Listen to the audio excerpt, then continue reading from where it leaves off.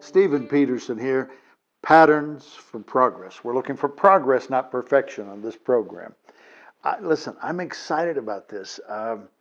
I stumbled across this pattern, and it's something I literally was aware of for 20 years, maybe not 20, at least 15, if not more. And it just dawned on me today. I went, yes, outstanding pattern. And it's a pattern because a lot of the patterns I tell you, I said, look, I've read this, I've heard about this one from somebody else, but I can't test them all. A pattern takes longer than an hour. A pattern, I tested this one. Write down 3 things you're grateful for. Well, I wrote down 3 things I'm grateful for, and I read it every day, but I say it out loud every day. And I believe it has helped with my attitude. But it's kind of hard to quantify that. And but if somebody tells me, listen, this really pattern really helped me, I try to share it with you. But this is a pattern that's been in my life, and I just wasn't paying attention to it as a pattern. And it all started with the book Rich Dad, Poor Dad. I can't remember if I read the book and told my son about it or he read the book and told, but that book just thrilled me. And I don't know if you know the premise, but the premise is this guy who wrote Rich Dad, Poor Dad, his natural father was very, not poor, but lower middle class, always had excuses why things didn't work. But I believe it was his best friend's dad, was one of these guys who could break through any place, made money on every deal he did, and he learned from both dads. And from his natural father had a lot of character, had a lot of good traits, but not what you would call anything in the terms of success. He never got promoted. He never made an investment. And so, and I wished I could remember the name of the guy who wrote the book, but it's okay. Because it's a pattern that I want you to pick up. Patterns for Progress is this program. I'm Stephen Peterson, and it's called The Power of a Choice. But if you only have one option, you don't have a choice. And I start with this premise, this foundational premise. I believe in God, and I believe He's a good God. And so whatever we're lacking in our parents or our family situation, I believe if we keep our eyes open, we can find what's missing, because nobody has everything. Everybody has something, nobody has everything. Poorest people in the world might have the most loving family, but they can't afford to feed themselves. Well, you don't want to go after that pattern, but you want to keep that pattern of a loving family. You don't want to throw that pattern out. And when we pick up a pattern that doesn't work, and you have to eliminate a pattern in your life that doesn't work, I say it's pulling out a weed and you plant an acorn. This is a pewter acorn, it's a real acorn. You plant an acorn and begin to water it. And out of that acorn, out of that opportunity, out of that possibility, comes a strength that you didn't have before, nobody in your family had, and it can, if you watch over it, it can turn into a mighty oak tree that will bless not just you, but your children and your grandchildren. Now, this is not a put down. It's not a put down of my dad. It's not a put down of your dad or your family. And I know some people have some really crummy families, but it's not I didn't have a crummy family. Had a good father. Man, he was hardworking. I learned how to work hard. Now, maybe if one of my old bosses watching this, they'd go, "You really?" But no, not afraid of hard work. I think the pattern you want to pick up is work smarter, not just harder. Because some of the hardest working people are some of the poorest paid people. So it's not just, and I read all sorts of books. If you work hard, you're going to get rewarded and you're going to get promoted.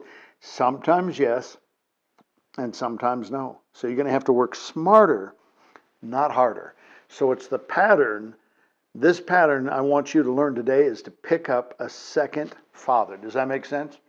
If your dad took you fishing and taught you how to play catch and throw a curveball, I got a book when my son was a little boy, I can't remember, it was 50 things every father should teach their son, and one of them is how to throw a curveball. I'm still working on that. So, if my son is missing that, then I just believe that God will open up a door and bring somebody into his life, somebody of quality, somebody of character, but he'll know how to throw a curveball. Then he can teach my son, and my son can teach me. But some things we need to learn. My dad was such a hard worker. And he didn't pay any bill early. He had a tough time paying them off, but he paid everybody. He never cheated a penny out of anyone. Worked hard in his church, worked hard in his job, worked like a dog when he came home working on the yard, and he hated it. My dad's favorite yard was all cement. And yet, when I moved out of the house and my dad retired, he would still come over and mow my lawn. I said, if you hate doing it, by the way, I hate mowing lawns. See, I picked that pattern up from my dad. My son, on the other hand, loves landscaping and yard work. So someplace in there, he had a different model than me and his grandpa, Gus. And that's the whole point. What wasn't modeled in you, find somebody. If you can find somebody in person, wonderful. If you can't, find their book. You know, somebody, if your family, your dad just passed down horrible attitudes, then there's nothing. There's limitless, almost, numbers of books on how to work on your attitude and how to have a winning attitude and a attitude that brings vision and future and planning into your life. You can do it. Just like the author of Rich Dad, Poor Dad, he didn't throw out what his dad taught him, but he added what the rich dad, it wasn't really a dad, but the rich father figure in his life that brought to him about investing and saving and buying and selling. And in my case, when I thought of this, I thought of the second dad in my life. And I wondered why I would respond. I responded to him like he was, listen, I love my dad and I miss my dad. He passed away numbers of years ago. But man, this other gentleman was old enough to be my father, but he was everything my father wasn't. They had some similar characteristics, a lot of character, God-fearing, hardworking, but he would say something all the time. Where my dad, he didn't spend a lot of money on credit, but the last few years of his life, I would loan him money. I never asked for it back. I'd give him a 20 here and 40 there. He worked so hard. He worked so hard, so many years on the railroad. I just loved giving him $20 or $40 so we could just go buy something silly. He bought these things I just hate, those orange marshmallow peanuts.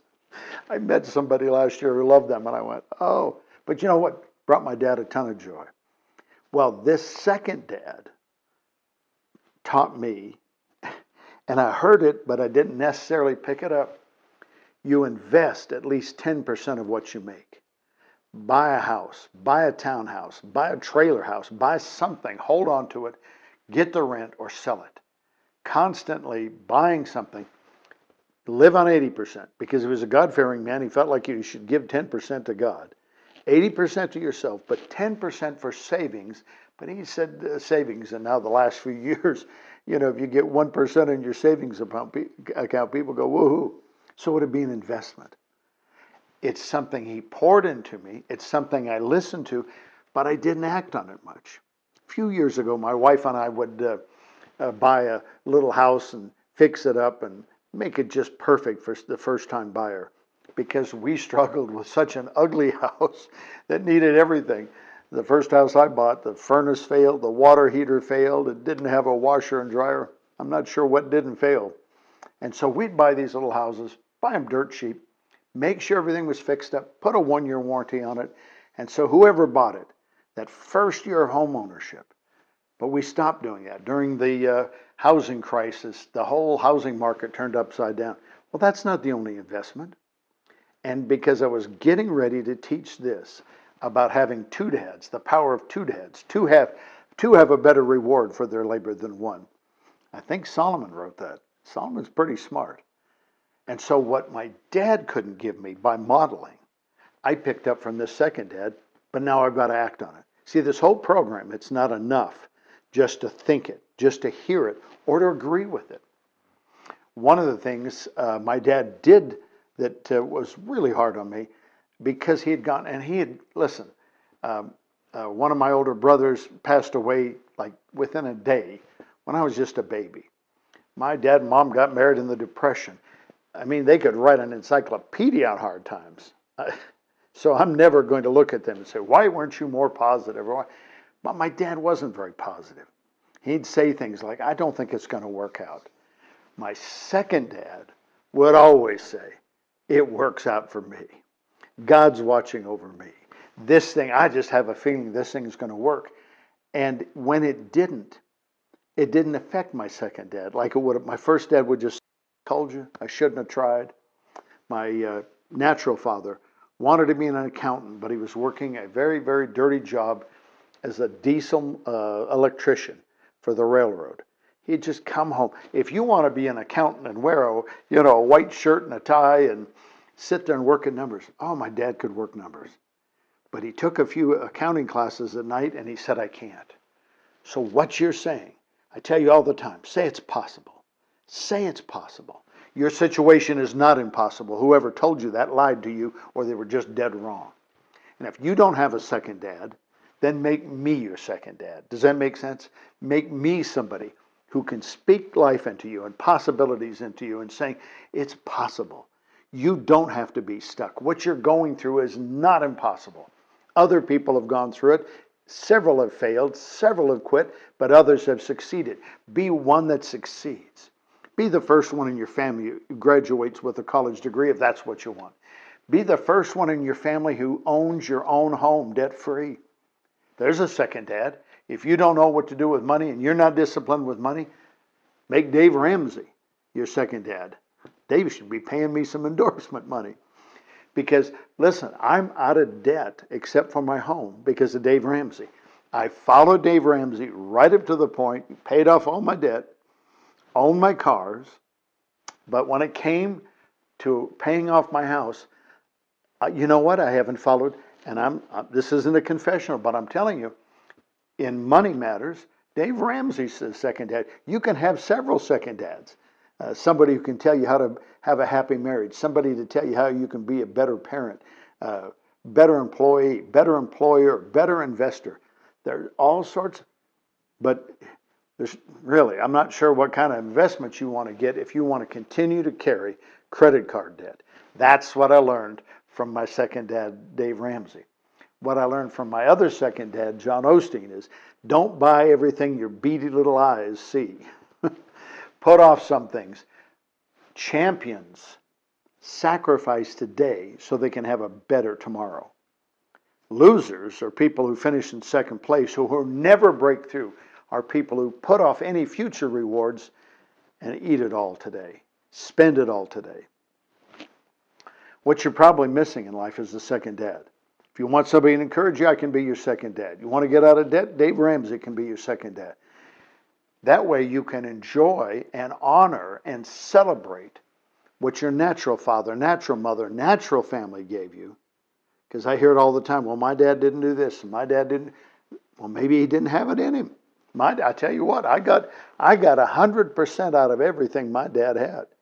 He didn't hold anything back. Now, it took me a lot of years to grow up and see that. But you can't give what you don't have. You can't come back where you've never been, and you can't give what you don't have. So pick up that second dad. Pick up a Les Brown who says it's possible. If all you've heard your whole life is it's not possible, then find a recording, get online someplace. Les Brown will tell you it's possible 5 times before you listen to 10 minutes. I'm telling you, just hearing his voice encourages me. Dave Ramsey will tell you how to get out of debt, and you're going to feel better about yourself in life if you get out of debt.